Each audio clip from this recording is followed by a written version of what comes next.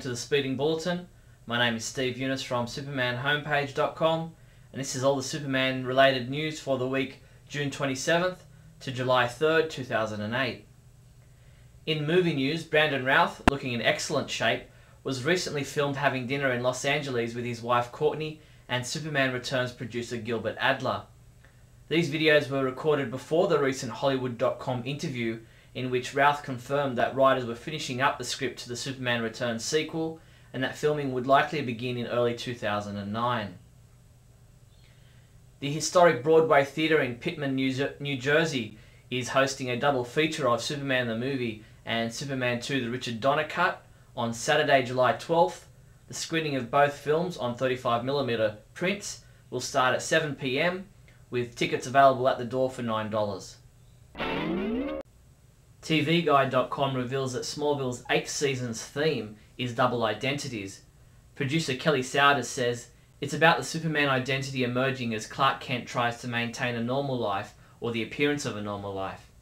To that end, he takes a job at the Daily Planet, right across the desk from Lois Lane.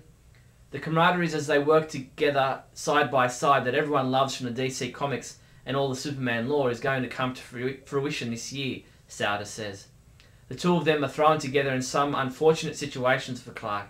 She becomes a little bit of an obstacle to him saving the world when he's on a deadline. Our own Neal Bailey is once again featured in the latest issue of Smallville magazine.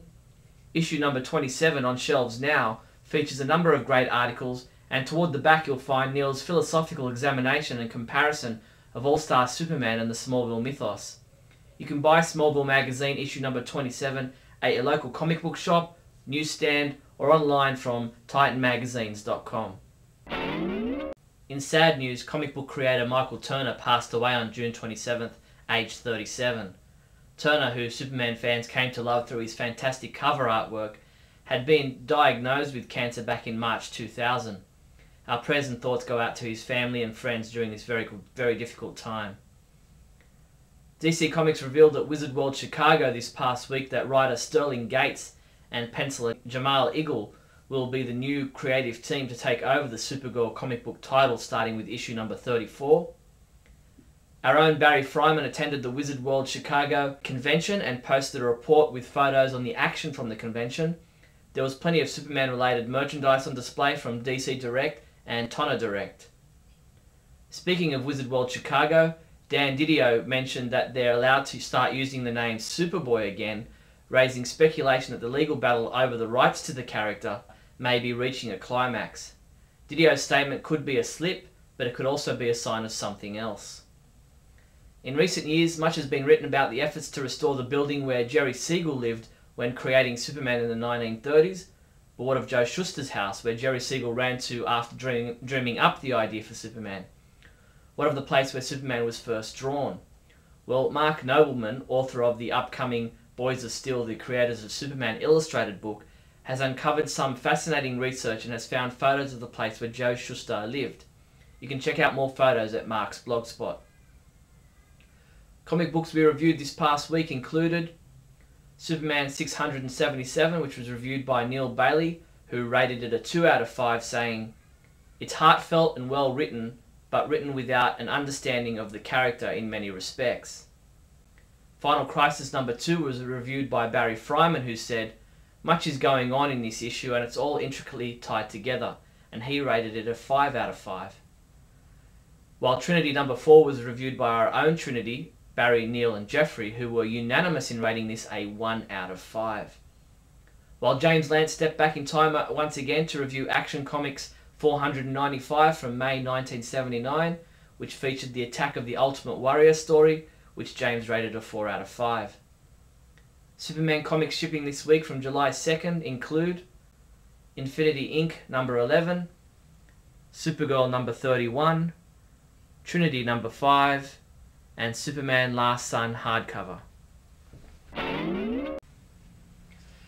Pop Fun and Warner Brothers Consumer Products on behalf of DC Comics are collaborating to make DC Comics Toon Tumblers. To celebrate this deal, the first exclusive DC release, which features Superman, Batman and Wonder Woman, was made available at Wizard World Chicago. Toon Tumblers display classic comic and animated characters on pint glasses of high quality material. They can be found at select retailers and comic book shops or in Diamond Comics distributors' previews at the popfunmerchandising.com website. Eurogamer has discovered some new details about the upcoming DC Universe Online PC and PS3 MMO in development at Sony Online Entertainment.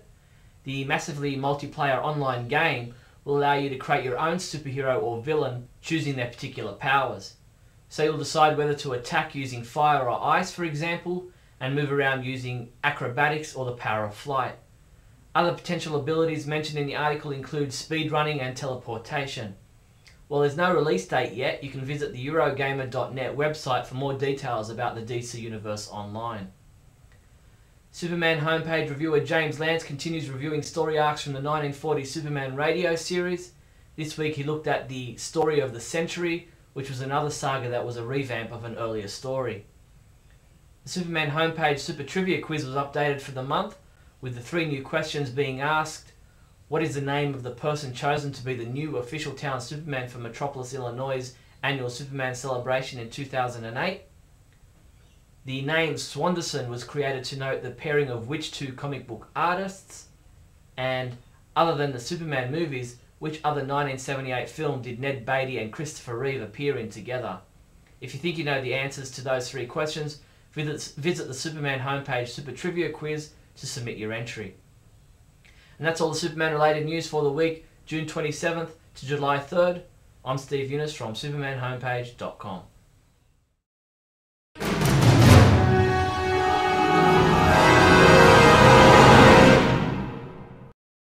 Hi, today's Bailey Planet is about Countdown and why it sucks and needs to die. That's right, I'm not getting off the Countdown train. I'm gonna keep pushing how much this book sucked until the end of the world.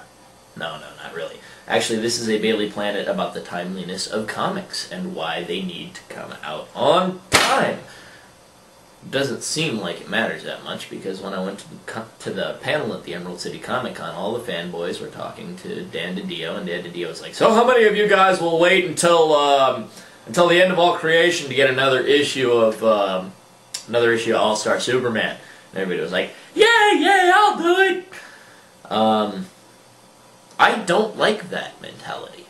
I think that you've got to kind of stick it to the company in order for them to realize that being late is not okay. It's damaged many good products as they come out. Granted, once they're all said and done, it doesn't affect the trades, I would bet, but Infinite Crisis was late. You've got All-Star Superman habitually late, All-Star Batman, JSA, God, and this is the short list, I'm just spacing because I'm on camera. But there are many books, many regular books, Action Comics, Superman, all of the books that we read, essentially, Superman Confidential, Superman Batman, they've all been very habitually late. And the question is, well, would you sacrifice the good talent in order to get the book out on time? And the answer is no. I would simply, as an editorial, craft my schedule such that the good books were finished before I put them out.